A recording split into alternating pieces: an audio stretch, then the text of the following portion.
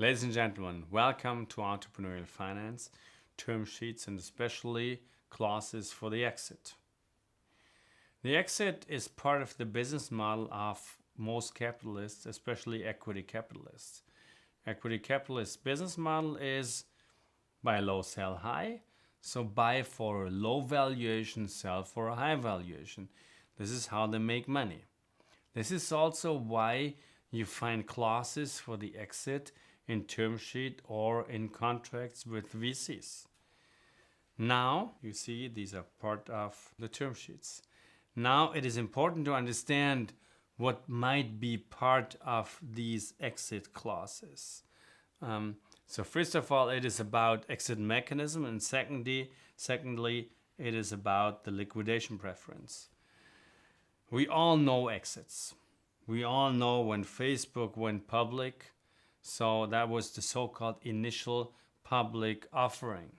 And when they had this initial public offering, it was the possibility to offer the investor some kind of return, because after the company was initially offered to the public, so other shareholders could buy the shares, the investors of Facebook also could buy the shares on the stock exchange to others, public shareholders.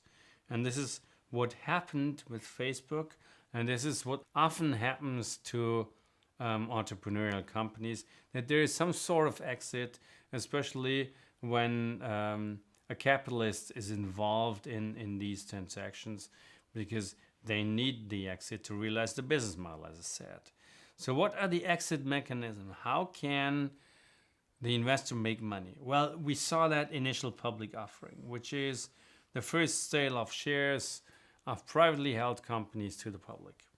This is how you can start making money. I mean, you have lockup periods and all that stuff, and this is part of the IPO as an exit mechanism. Secondly, you can do a plain trade sale. You can sell the company to either a financial or strategic investors and try to get the cash or get at least some share of the new investor.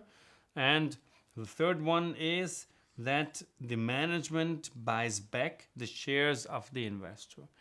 In most cases, management is not able to really pay for that, so they need a new investor, and then it results into some buyout transaction, which is the typical MBO, which is the management buyout. The management buys out other investors, as I said, in most cases with the help of the new investor.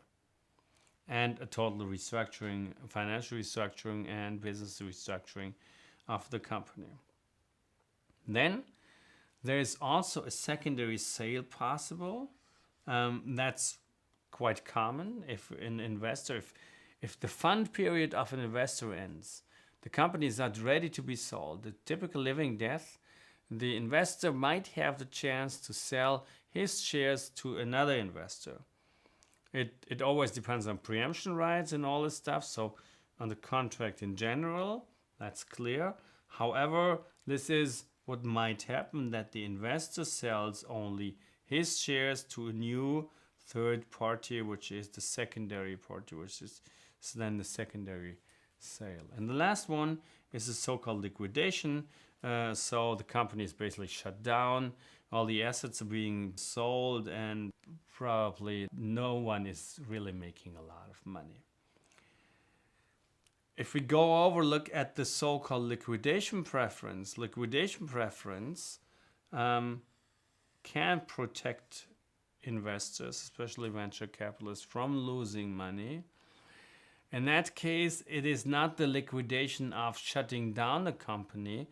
Liquidation preference is understood more broadly in all cases of exit mechanisms. This is why it is a typical exit clause.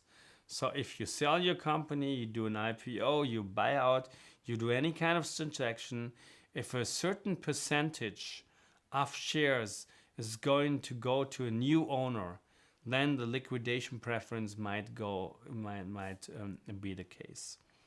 This might be, for example, when Spotify negotiated to the Founders Fund, they might have said, we want to have a liquidation preference. Once, 2 or 3 times the investment. This is not really uncommon. The sale hasn't happened yet, and we don't know about the contractual details there. But this is how liquidation preference normally comes into term sheet. The investor says, I want to have a liquidation preference. So what is a liquidation preference? Let's look at case studies. A venture capitalist invests 2 million in a company with a pre-money valuation of 6 million. Pre-money valuation means that's the valuation before the money from the VC comes in. So total, it means after post-money valuation, after VC money is counted in, it's 8 million valuation. Now, if the investor put in 2, he gets 25% of shares. Now, the investor says, I want to have a liquidation preference. I want to have preferred money when the company is being sold, brought public, whatever. Let's look at some cases. This company is being sold for 10 million.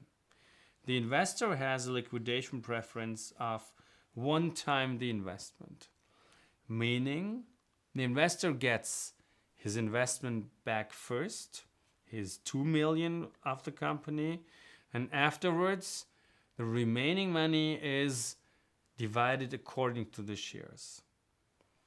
So let's look at this example. Without liquidation preference, the investor has 25% of the shares, so he gets 2.5 of the 10 million, and the remaining 7.5 goes to the management. This is without liquidation preference. Now the investor has a liquidation preference, says, I'm going to get 2 million before, this is the 2, and then the remaining is divided 25%, 75%. In the end means another 2 million for the investor, which results in the 4, and only 6 million to the entrepreneurs. Is that fair? I mean, why should they get more? That's a good question. Well, this is not when liquidation preference came into business. Liquidation preference honestly came into place when valuations didn't go up but went down. Because look at the second case. The same company is sold for 2 million and the investor has no liquidation preference. Then he gets his 25%, which is 500,000, and the entrepreneurs get 1.5, which still might be a sweet spot for the entrepreneurs because they say we're still millionaires. We have 1.5 million. Well, if it's 2, they're not millionaires, but they get a lot of money and they say, oh, let's sell the company. And we don't go on with that anymore. This is not what the investor wants. This is why the investor comes up with the liquidation preference and says, hey, if you want to sell for 2 million, I get the 2 million because I have invested 2 million. I have a one-time investment liquidation preference, so the 2 million is mine, and you get nothing. This is a typical case of aligning interests because the investor has to align his interest of realizing a higher value with the entrepreneur's interest, saying, okay, you have to realize higher value too. And if we are going to get into bad times and valuations go down, we have to go through these times together. And in that case, entrepreneurs probably don't sell with liquidation preference because they don't want to have this result.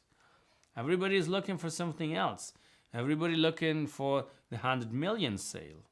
And then it is fair for entrepreneurs to say, okay, we understand that you want to have a liquidation preference. This is, by the way, how you negotiate the liquidation preference with your investor. You say, okay, if we have so-called down rounds, if valuations go down, you get the liquidation preference. If valuations go up, you might not need it anymore because everybody is making money. And if it's going up extensively, 100 million, and without liquidation preference, then the venture capitalist gets his 25%, which is 25 million in that case, and the entrepreneur gets 75%, the 75 million. And with liquidation preference, you might say, okay, why have a liquidation preference with 80 million plus exits or 50 million plus exits, or you might be able to negotiate it to the 10 million plus exit. So if you have an exit valuing more than 10 million, nobody gets a liquidation preference. This is what you might argue, because this is about venture capital. The one puts his time in, that's the entrepreneur, the other puts his money in, and everybody has to win when the company realizes a high value, and this is when the interests are aligned.